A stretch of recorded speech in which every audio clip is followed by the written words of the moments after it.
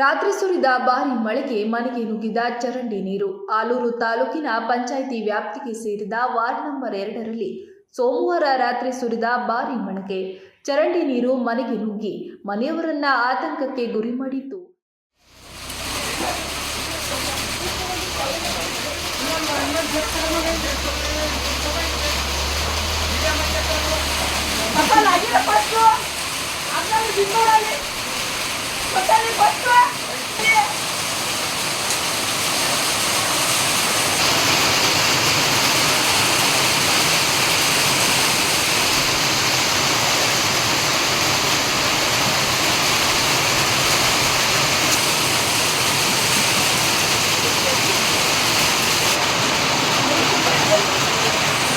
ಸ್ಥಳಕ್ಕೆ ಆಗಮಿಸಿದ ವಾರ್ಡ್ನ ಸದಸ್ಯ ನಿಂಗರಾಜು ಮೇಲೆ ಆಕ್ರೋಶ ಹೊರಹಾಕಿದರು.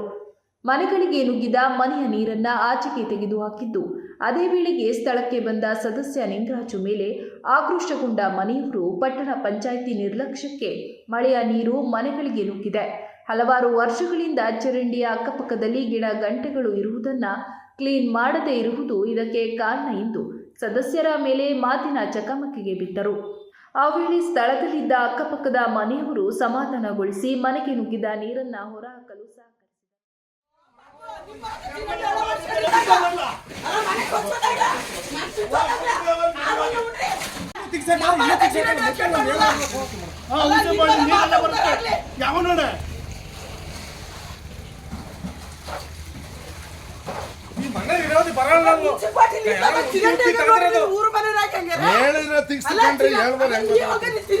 ತಿರ್ಗಿಸ್ಬಿಟ್ರೆ ಬೆಳಿಗ್ಗೆ ನೀವ್ ಹೇಳಿದ್ರು